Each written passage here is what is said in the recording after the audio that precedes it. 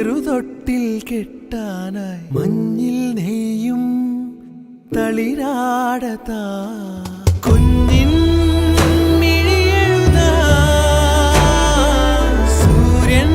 വരവായിതാ